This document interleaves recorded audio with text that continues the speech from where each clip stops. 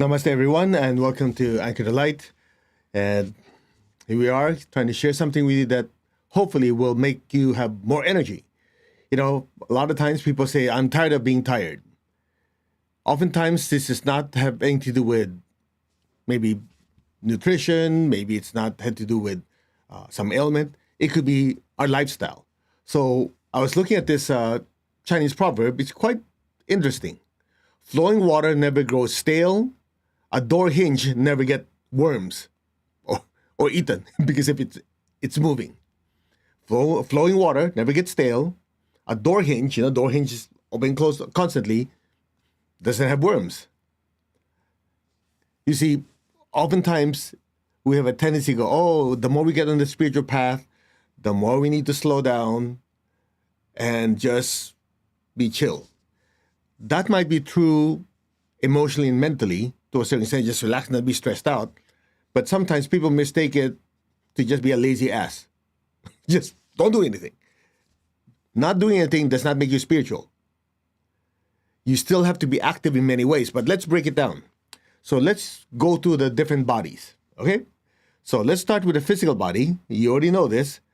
You look at a child, man, they're bouncing off the walls. You look at somebody in their 80s, 90s, keep slowing. It's much, much slower. So that tells you the energy level of a person is directly connected to how much they move or not move their physical body. And the more you move your body, the more it increases circulation. You know this. But sometimes what do we do in the modern age? You watch people all day long, they're on the computer. They're on their phones.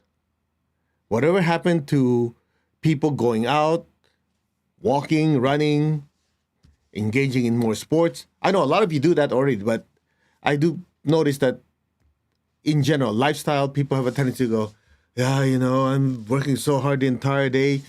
I don't have time to move. By the time I get home, I want to just lay down. Big mistake. What happens? If you're stressed out, which I'm going to cover in a minute, the emotional mental part, when you're stressed out, energy gets blocked. So how do you reconcile the fact that you have low energy, you move around so you have more energy when you don't feel like you have the energy in the first place? The secret has to do with your energy, your chakras, your energy centers. Okay?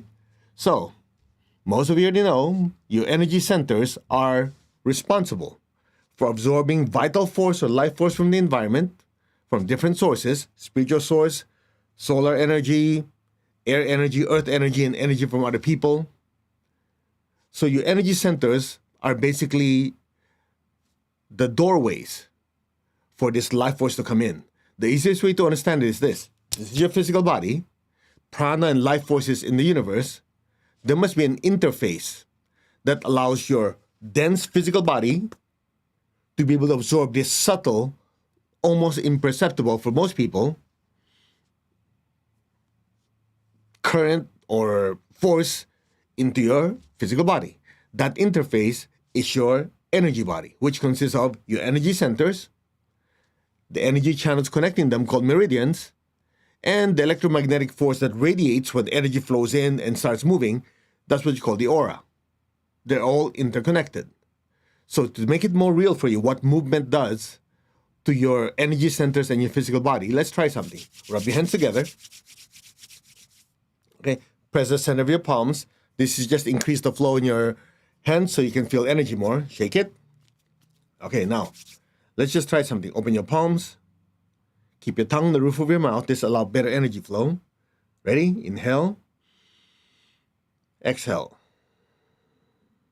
Imagine you're inhaling light into your palms. Exhale. Inhale. Exhale. One more. Inhale and exhale. Now put your hand like this. In pranic healing, we call this sensitizing your hands. So just try to feel the energy between your palms. Okay, very gently.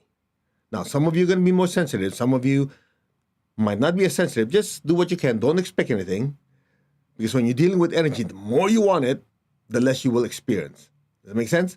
Because you're using your will. So when your will goes up, your sensitivity drops.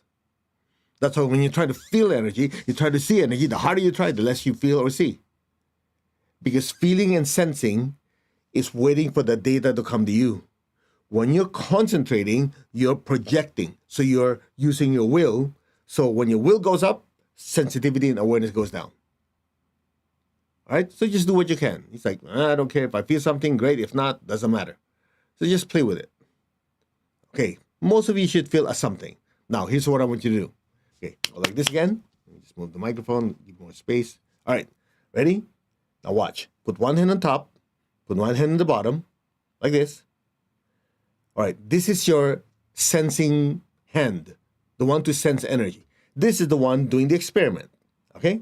So you put your hand here, maybe you feel something on this hand, maybe you don't. Now follow me. Compress, expand. Compress, expand. Just keep going. Keep going. Anybody feel something on this hand? Make your hand a little go higher. Okay, go.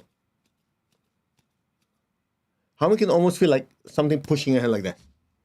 All right, the question is why? Because all over your body, wherever there's a joint, you have a joint, you have joints here, here, here. Wherever you have joints in your body, you have minor energy centers. You heard of the 7 chakras? Then you learn later on you actually have 11 major ones, and there's more after that. You also have minor ones, just like big generator to sub-generators.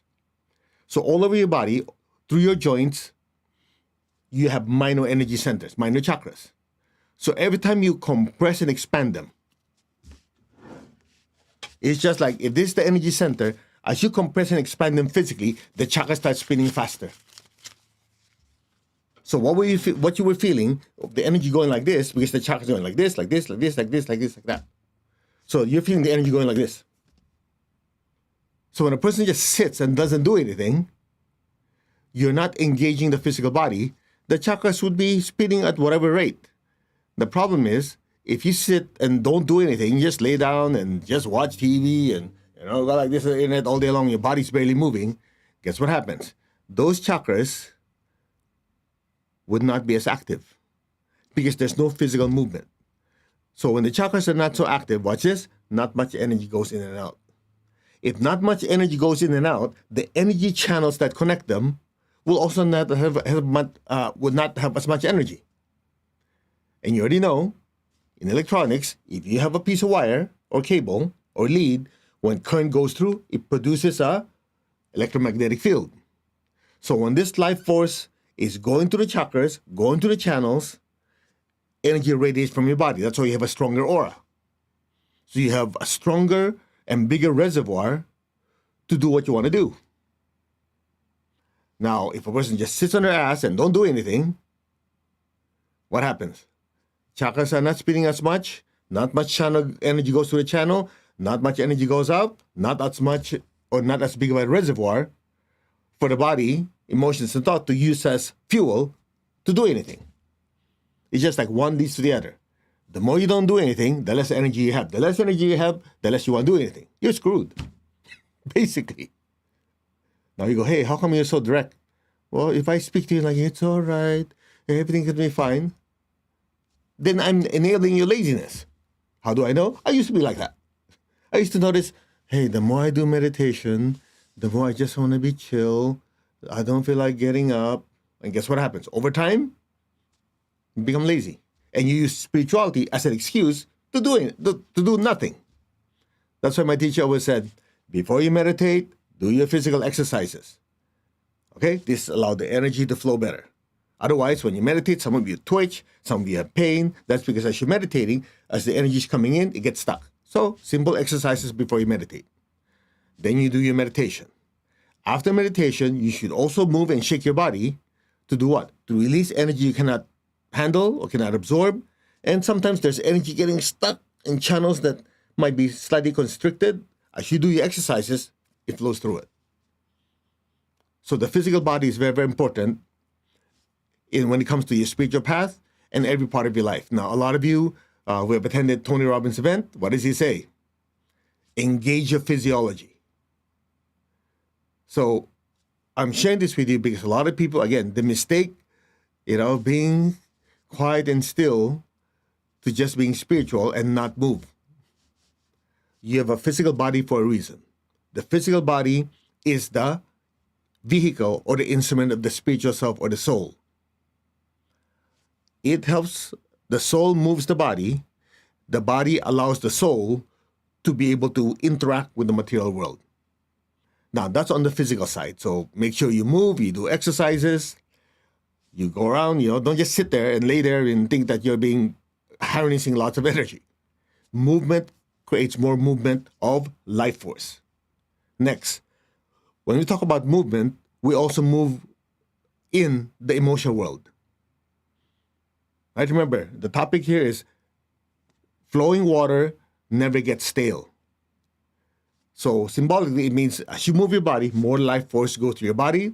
There's a tendency to be more flexible, healthier, and have more vitality. That's the physical body. How about the emotional body? Same thing.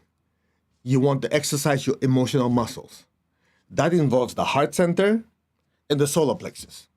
The heart center is love for others. The solar plexus is love for myself. The two work together as we interact with others. Some people, the heart center is very, very big. The solar plexus is very, very small. Unless you're a missionary or are you a person who devotes 100% of your time to just serving other people, that's not recommended. Because if your heart is huge, the solar plexus is small, you're basically a human doormat. Everybody abuse you, hurt you, it's okay. So that doesn't work. No, the opposite is not good either. If the heart is small, that means you don't care much about other people, the solar plexus is big, it's all about me, myself, and I, then there's a tendency to be greedy, selfish, and be hurtful towards others. You see, a lot of people on the spiritual path think, no, you have to have the martyr syndrome. They won't say that, but it's the same thing. They go, it's okay, I'm just here to help other people. It doesn't matter what happened to yourself. That doesn't work. You know why? Because at some point, you're just like exhaling without inhaling. You have to inhale to nourish yourself. You have to exhale to serve others. Both are important. You have to care for other people. At the same time, you have to also care for your well-being. That's called self-worth. So low self-esteem is when these two are screwed up. So some people have low self-esteem. So what happens? The solar plexus get so big, they overcompensate. They now have a big head. Hey, notice me. Make sense? So you have to have a balance. So when it comes to exercising your emotional chakras, learn to give and share. And when you're blessed, when things are going your way, say, Lord God, thank you. That's it. It's very simple. Now, mentally, it's very, very similar. You have to exercise your mental chakras. Your mental chakras are your throat and your Ajna chakra, oftentimes mistakenly called the third eye. The third eye is not here. It's up here. When you take pranic healing, you'll learn there's an energy center here and an energy center here. So this one between your eyebrows, you notice when you're thinking, you're synthesizing, you go, it's this area. This chakra here has to do with seeing the big picture. Strategic thinking. See, when you do strategic thinking, you're taking a lot of information and synthesizing it, right? To come up with a strategy. That's this guy. The throat center is also thinking on a concrete level, details. So this guy says, I want to build a house. This person says, this chakra says, how many rooms? How big? How small? What's your budget? That's this guy. So these two have to be exercised. How do you exercise it? Studying, learning, teaching. Some people, they got in the spiritual path. It's okay. I don't need to study. I don't need to learn because it downloads to me. Yeah, right. You're just lazy. You know why? The information coming in from the spiritual world is very subtle. It's like in a different frequency and language. The interface that makes you understand and apply what came in is this and this. How many times has it happened where you have an experience in your meditation and you have no clue what it means? All of us have, right? And then you learn from a particular teacher. The teacher says, okay. What happened is when you see in one eye in your meditation, that's your higher self. When you see many, many eyes, when you're meditating, don't get scared. Those are your teachers that are constantly looking after you. Oh. Now, without the mental faculty, we won't be able to process it. Look, even in the New Testament, in certain denominations in Christianity, you have speaking in tongues, right? Oh, God is speaking through me, and they come up with, you don't understand the language, like that. And St. Paul, who said, just speaking in tongues is not good enough. You need somebody to interpret it to the benefit of the congregation or the church. So information coming in without these energy centers, they're just like, wow, cosmic information. How do I use it in my life? I have no clue. It's just like you have all these dreams and you don't know what the heck to do with them. What does it mean? What does it mean? Now try to understand. When you say, what does it mean? You're trying to do what? You're trying to take that information and trying to break it up, dive into it, and try to understand it. It takes these two. So it takes practice. It takes movement. I shared this information with a lot of you before. When my teacher, Grandmaster Chakras, came to the United States, he stayed at our house, and we traveled to different places, bookstores, spiritual centers, and so on and so on. We would always pass through this stoplight, okay? And then I remember one time, we passed it on the way up to the highway, and then out of nowhere he goes, how are they going to make money? I'm thinking, what is he talking about? So he must have read my mind because I'm going, Master, what do you mean? Look, we just passed that light, and there's this truck with people selling watermelons. At the side of the road, right? They're selling watermelons. I calculated the size of the truck, how much they're selling each watermelon. There's no way they can make a profit. Now, bear in mind, you talk about a great spiritual teacher next to me. I'm thinking going, who cares? Who cares if they make money? I don't even notice that truck. So, of course, I can't say it. I was just driving. And he goes, you might be wondering how come I'm spending time on these, most people think, trivial things. You see, I do this to keep my mind sharp. I still engage in business. Profit, it's important in a business. The reason I do that is to keep my mind sharp. When I thought about it, I go, wow, that's a lesson by itself. Because some people think you get on the spiritual path, what happens? You extract yourself from society and just live in a mountain. I mean, that might be your soul's path, but most of us, it doesn't work that way. As you engage in work, as you engage your business, you sharpen your mind, right? Be the best employee if you're an employee. If you're a business owner, be as successful and prosperous as possible. All of that requires what? And when you study spiritual books, what happens? You're using those same mental faculties to be able to take information that most people cannot understand and put it in terms that you can apply in your life so you can help other people. So you have the physical body, keep it moving. Emotional body, keep it engaged. Oh, one more thing. Let me add one more thing to that. Some people mistake spirituality for being an ice cube. What the heck is an ice cube? Some people think just because you're on the spiritual path, you have to be emotional. You should be non-emotional at all. Hello? Loving and caring for people is using this emotional energy called love. Now he said, well, anybody could figure it out. No, let me just share something with you. Many years ago, one of our students, his son committed suicide. Okay, so it was devastating for the entire family. But with him, nothing. No expression, no anything. At least that's what I was told. And a lot of people were getting concerned because this person, when you talk to him, says, no, it doesn't affect me or something to that effect. But in reality, he's suppressing it. Being on a spiritual path does not mean you become an ice cube or a stone. You still care for people. It's just that you have the ability to say, okay, Emotionally, I give enough.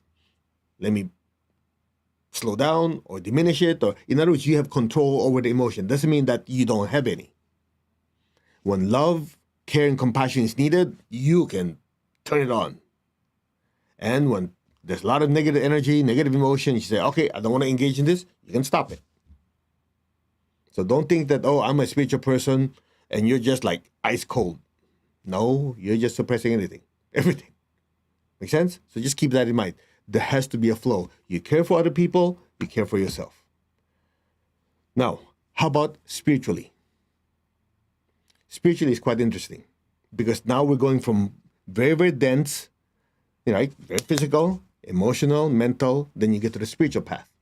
When you get to the spiritual path, how do you keep moving? You keep moving by using the body, the emotions, and thoughts towards your spiritual goal. How do you do that? It's very simple. Number one, do some form of spiritual work. Okay? When you do some form of spiritual work, let me see, hold on a second, something stopped here. All right. When you do some form of spiritual work, you're actually allowing yourself to receive information, allowing yourself to care for people. So when you do your meditation and spiritual practice, what happens is there's movement of spiritual energy into the material world. That energy going through the material world, going through you, is called service. It's called service. Think about it this way. What's the point of doing your meditation and spiritual practice and no one is benefiting from it except you or me?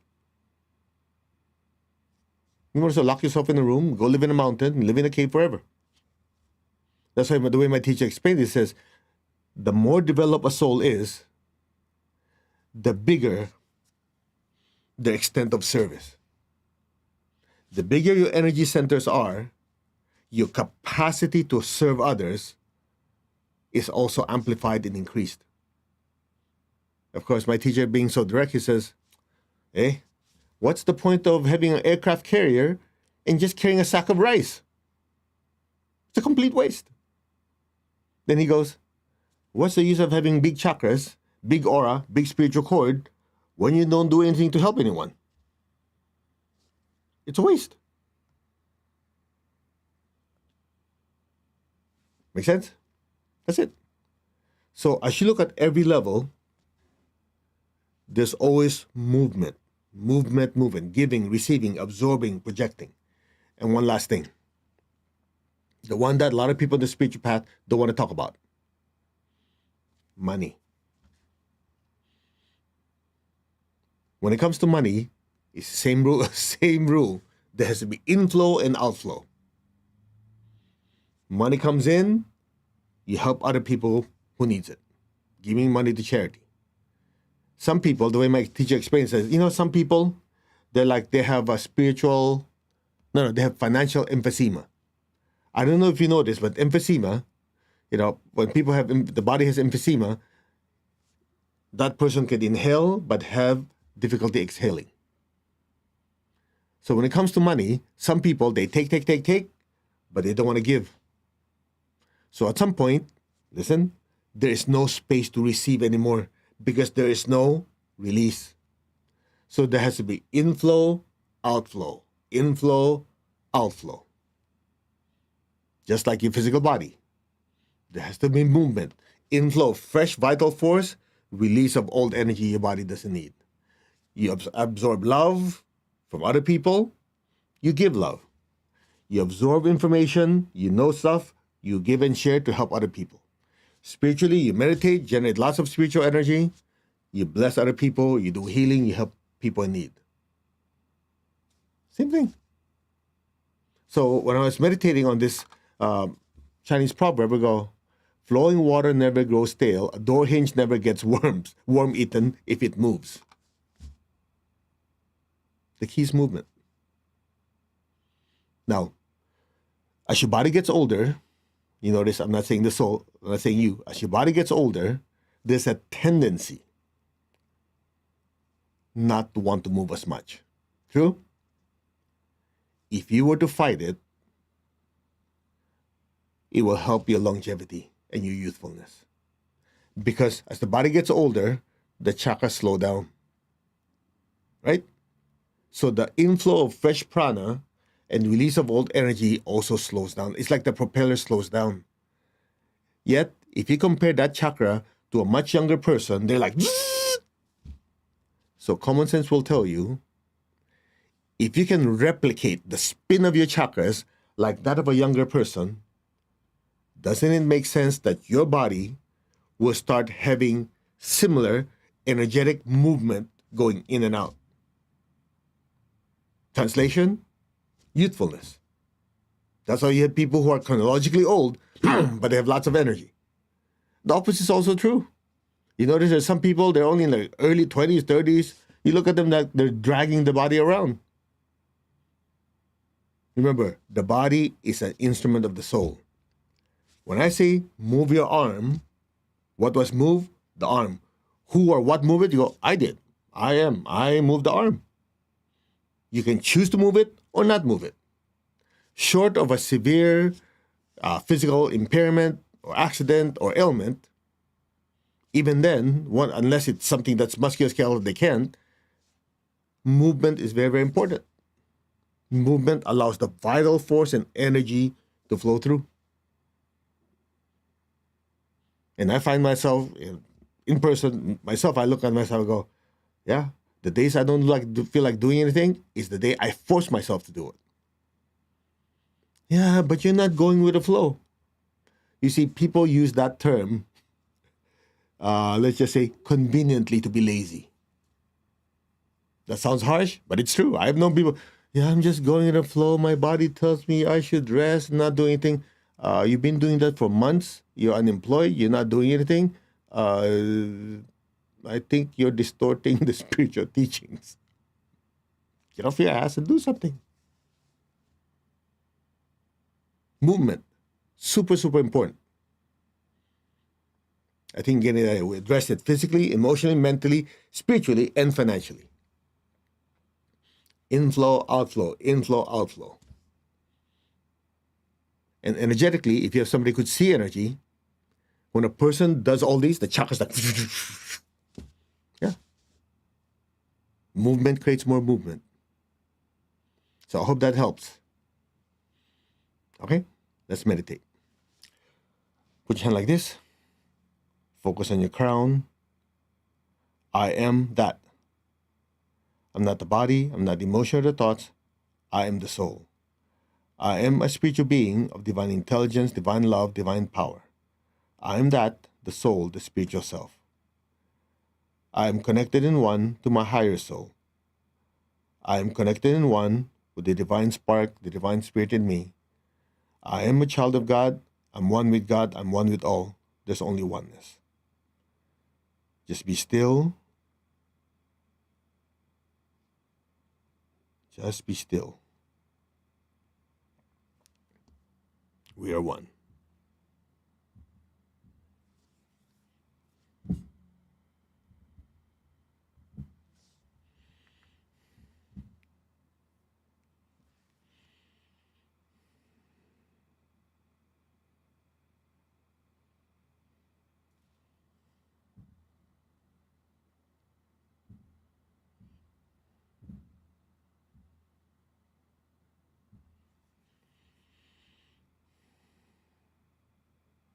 Beware of your crown.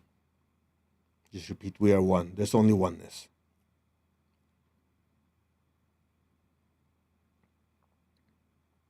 Now open your hands in blessing.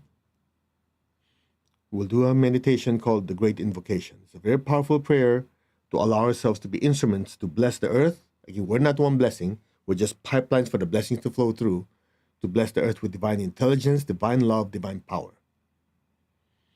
Okay? So just say, we are one. Now imagine all of us are beings of light inside the sun, looking out into the solar system.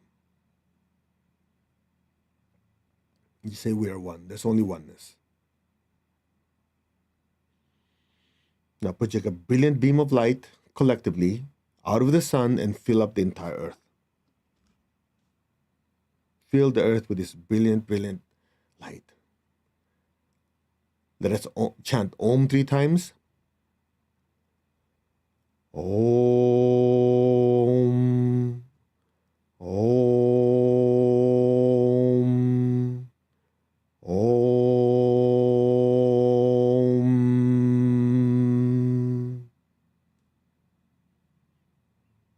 From the point of light within the mind of God, let light stream forth into the minds of all beings. Let light descend on earth. From the point of love within the heart of God, let love stream forth into the hearts of all beings. Let love descend throughout the entire earth. May God's messenger of love return to earth. From the center where the will of God is known, let purpose guide the wills of all beings, the purpose which the holy masters and spiritual hierarchy know and serve. Let goodwill and the willingness to do good descend throughout the entire earth. From the center, which we call the human race, let the plan of love and light work out. May it seal the door where evil dwells. Let light, love, and power descend throughout the entire earth. Let light, love, and power restore and manifest the divine plan on earth. So be it. Now just be still.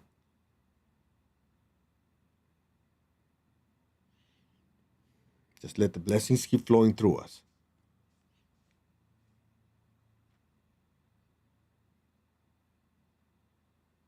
So be it. Again, from the point of light within the mind of God, let light stream forth into the minds of all beings. Let light descend on earth. From the point of love within the heart of God, let love stream forth into the hearts of all beings. Let love descend throughout the entire earth. And may God's message of love return to earth. From the center where the will of God is known, let purpose guide the wills of every person, every being, the purpose which the holy masters know and serve. Let goodwill and the willingness to do good descend throughout the entire earth now. So be it. From the center which we call the human race, let the plan of love and light work out. May it seal the door where any evil dwells. Let light, love, and power descend throughout the entire earth. Let light, love, and power restore and manifest the divine plan on earth now.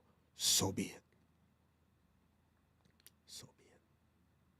Just be still. Keep your tongue in the roof of your mouth. Let the blessings keep flowing through us. We're just the pipelines, the channels.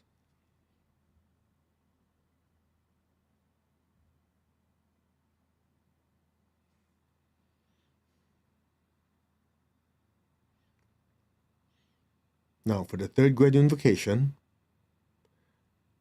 imagine a beautiful golden light like a miniature sun just floating above your head. Allow your entire awareness and attention to be that brilliant light. Allow your consciousness to float up and be completely in that brilliant light above your head. The image doesn't have to be clear. There's just a brilliant miniature sun floating above your head. Leave your awareness in that brilliant light. Just be still.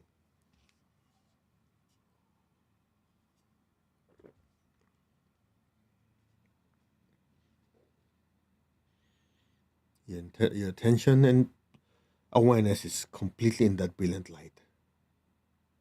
Just listen.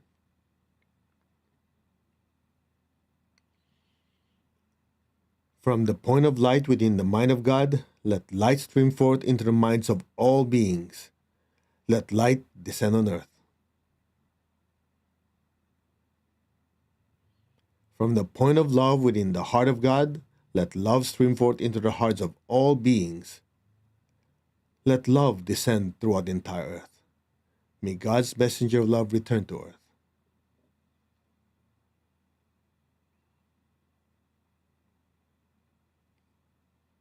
From the center where the will of God is known, let purpose guide the wills of every person, every being, the purpose which the Holy Masters and spiritual hierarchy know and serve.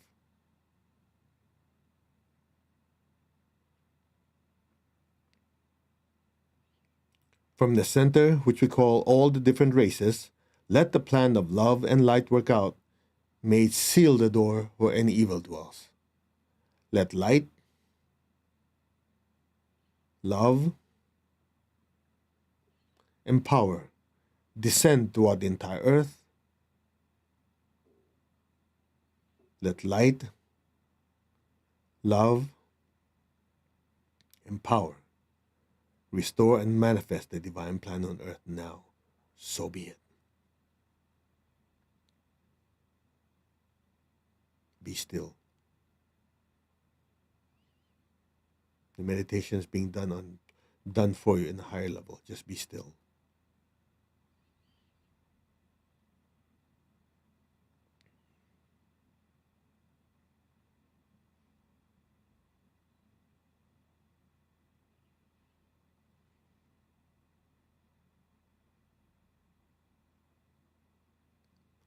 Om.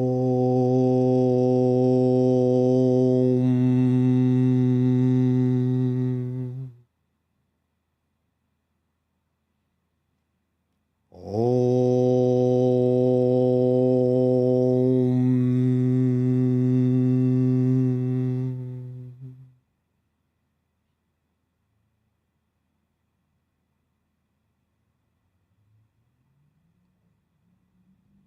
Om.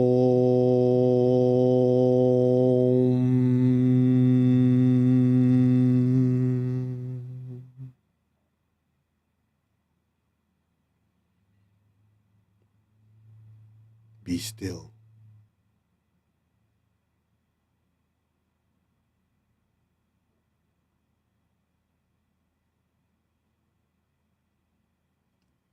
Now lower your hands. Maintain your awareness on that brilliant light above your head. Will intensify the energy. Be still and listen.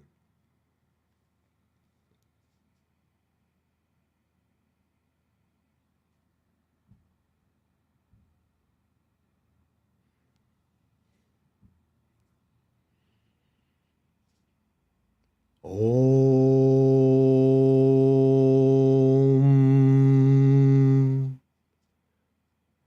Ahum.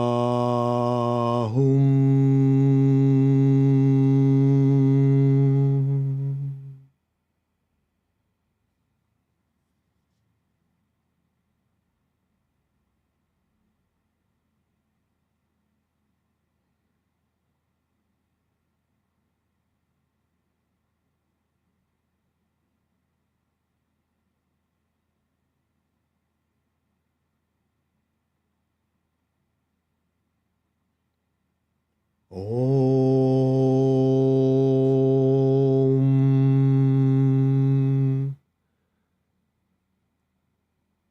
Ahum.